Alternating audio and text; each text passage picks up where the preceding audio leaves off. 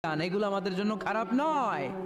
এই দুঃখ কষ্ট বিপদ আমাদের কোমরকে সোজা করে, আমাদের পায়ের মাটিকে শক্ত করে, চিল্লায় বলেন ঠিক কিনা?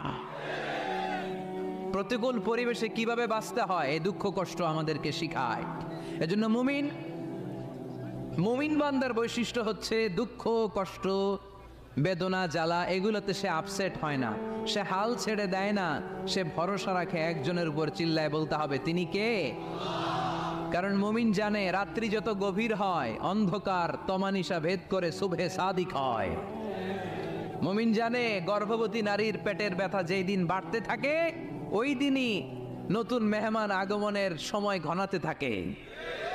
মুমিন জানে তার জীবনে দুঃখ কষ্ট বিপদ যত বাড়তে থাকে সুখের দিন কাছে আসতে থাকে। এজন্য মুমিনের হারাবার কিছু নেই। ফা ইন্না মাআল উসরি ইউসরা, ইন্না মাআল উসরি ইউসরা। নবী হে, কষ্টের পরেই আছে আনন্দ, দুঃখের পরেই আছে সুখ। আপনি সমস্যায় পড়েছেন, ওই সমস্যার সমাধানও আছে না নেই? এই পৃথিবীতে এমন কোন সমস্যা আছে যেটার সমাধান নেই? কথা বলেন। সমস্যা তৈরি করেছে কে? আবার সমাধানও দিয়েছে কে? Allah doesn't create a lock without its key. আল্লাহ কখনো চাবি না বানাইয়া ওইটার তালা বানায় নেই। কথা কন।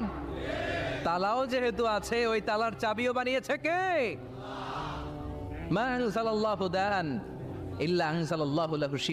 আল্লাহ দুনিয়ায় এমন কোন রোগ পাঠায় নাই যেই রোগের ঔষধ বানায় নাই, এমন কোন রোগ নাজিল করে নাই যেই রোগের কোনো চিকিৎসা বানায় নাই, হয়তো সেটা আবিষ্কার হয় নাই। অনেকে ক্যান্সারের কথা বলতে পারেন যে হুজুর ক্যান্সার এমন রোগ, এই ক্যান্সার তার নাই কোনো অ্যান্সার, কিন্তু বিজ্ঞানীরা বলতেছে এটারও অ্যান্সার আবিষ্কৃত হচ্ছে।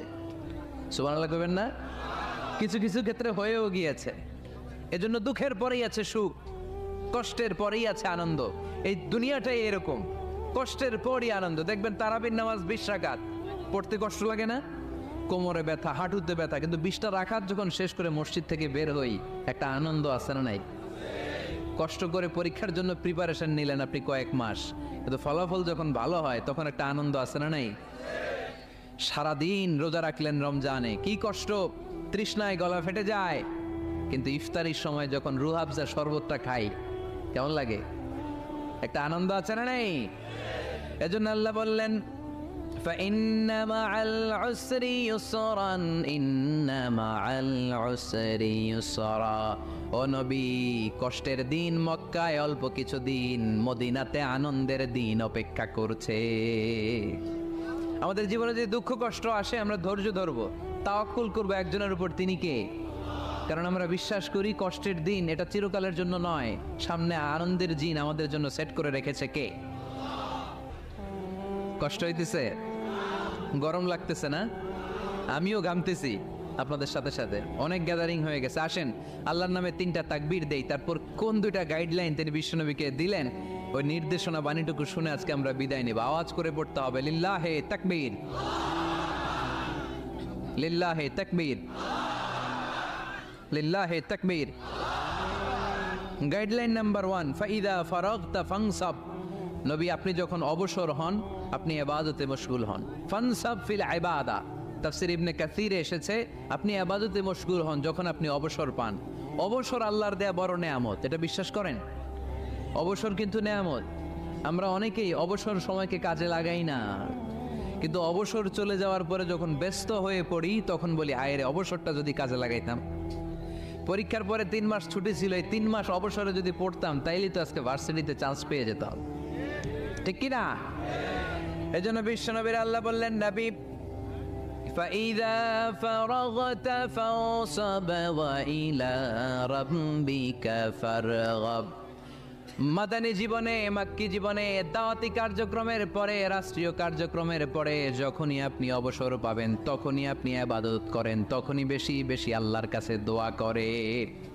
দোয়াটা খুব শক্তিশালী, কিন্তু আমরা অনেকে জানি না কি করে দোয়া করতে হয়। সিনসিয়ার দোয়া ইজ লাইক এ মিসাইল। আপনারা প্রায় পত্রিকায় শুনবেন আমেরিকা অমুক দেশে মিসাইল হামলা করেছে, শুনছেন?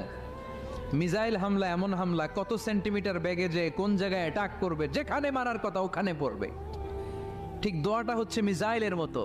আপনি যদি দোয়ার মতো দোয়া করতে জানেন ওই দোয়াটাও জায়গা মতো যে ভেদ করবে, চিল্লা এখন ঠিক কিনা? কিন্তু আমরা দোয়া করতে জানি না, কি করে দোয়া করতে হয় এটা জানি না। বিশ্বনবীকে আল্লাহ বললেন, নবী ফাইদা ফারাগতা ফানসাব, যখন আপনি অবসর হবেন তখন আপনি দোয়া করেন, আল্লাহর কাছে চান। বেশি বেশি চাইলে খুশি হয় কে? তার মানে প্রথম ঘোষণা হলো ফাইদা ফারাগতা ফানসাব, প্রথম নির্দেশনা হলো নবী যখনই আপনি অবসর পাবেন ইবাদত করবেন এবং দোয়া করবেন, বেশি বেশি আল্লাহর কাছে চাইবেন। 2 নাম্বার দিক নির্দেশনা হলো ওয়াইলা রব্বিকা ফারগাব, সব সময় আপনি আপনার আল্লাহর দিকে মনোনিবেশ করবেন। বিপদে পড়লে ডাকবো কারে? আমাদের অসুস্থতাকে সুস্থতায় পরিণত করে দিতে পারে কে? চাকরির জন্য পাগল পারা, চাকরি নাই, চাকরির ব্যবস্থা করে দিতে পারে কে? বিদেশে যেতে মনে চায়, পাসপোর্ট দিয়ে রেখেছি, ভিসা নাই, ভিসা লাগাই দিতে পারে কে? কিন্তু আমরা দুঃখ কষ্ট বেদনা কিছু একটা হইলেই সবার আগে আল্লাহরে শেয়ার করার আগে ফেসবুকে শেয়ার মেরে দেই। আছে না নাই? আপনাদের ফেসবুক অ্যাকাউন্ট আছে নাকি? কার কার আছে দেখি?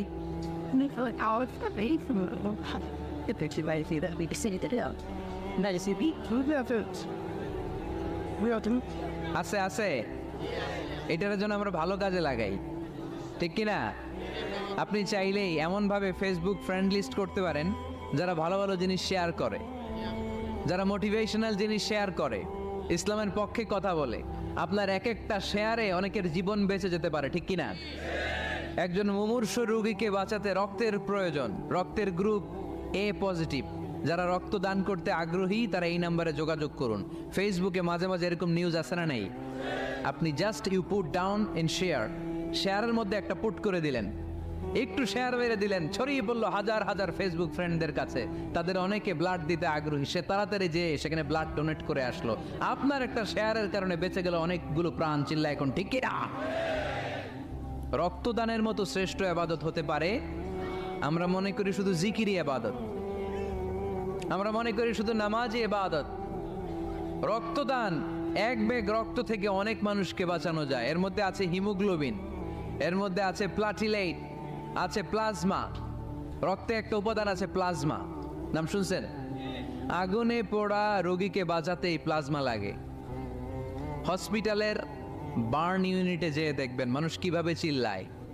নুসরাত নামে একটা মেয়ে মারা গেল না, এক বদমাইশের কবলে পড়ে মারা গেল না? তাকে আগুন জ্বালিয়ে দেয়া হয়েছিল তার গায়ে, তার প্লাজমাগুলো জ্বলে গিয়েছিল। আগুনে পোড়া রোগীর যে কি কষ্ট, একটু দেখার জন্য হসপিটালের বার্ন ইউনিটে যাবেন, দেখবেন যে কি কষ্টে আছে তারা। এই প্লাজমাগুলোকে অনেক সেন্টিগ্রেড তাপমাত্রা নামিয়ে ঠান্ডা করে দেহে পুশ করা হয়।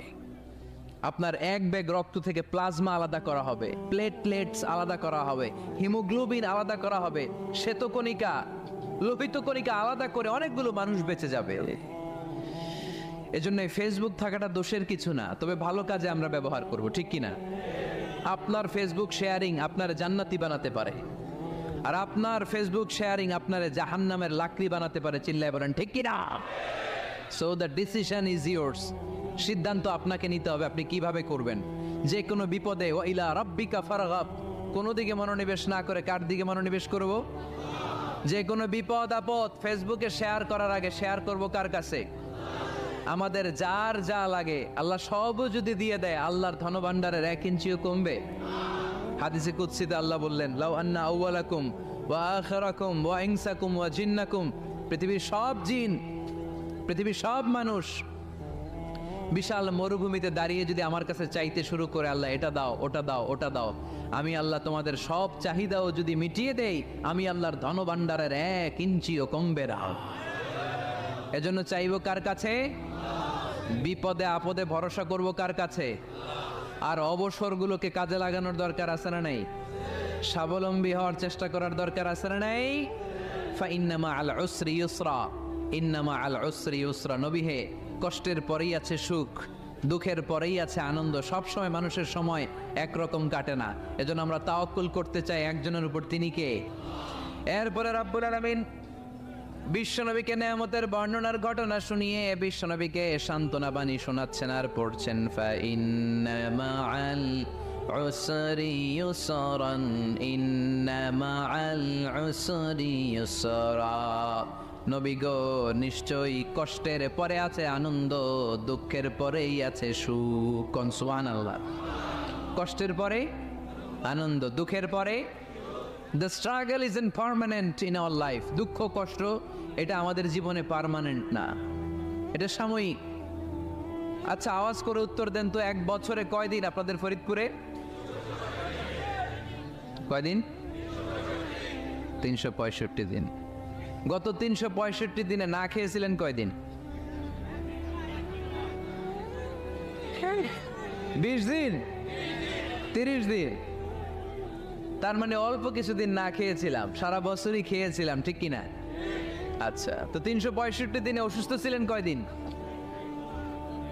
4-5 দিন, কিংবা 20 দিন, কিংবা 1 মাস, কিংবা 56 দিন, কিংবা 65 দিন। তার মানে বাকি 300 দিন আরামে ছিলাম কি ছিলাম না? তার মানে আমাদের জীবনে দুঃখ বেশি না আনন্দ বেশি? সুখ বেশি না কষ্ট বেশি? এজন্য আল্লাহ বললেন, খবরদার, মুমিন কখনো হেরে যায় না, মুমিনের হারাবার কিছু নাই। মুমিনের জীবনে যদি আনন্দ আসে, মুমিন শুকরিয়া করে, শুকরিয়া করলে সওয়াব আছে না নাই?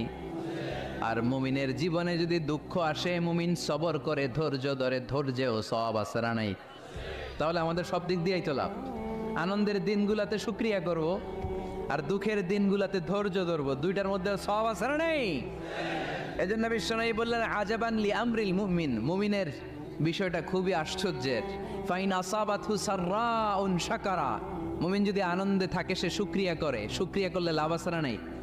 ওয়াইন আসাবাতহু দাররাউন সাবারা, আর দুঃখে পড়লে সে সবর করে, ধৈর্য ধরে, ধৈর্য ধরলে সওয়াব আছে না নাই? তার মানে আমাদের হারাবার কিছু আছে। We have to go back to our Lord. আমাদেরকে আমাদের রবের কাছে ফিরে যেতে হবে।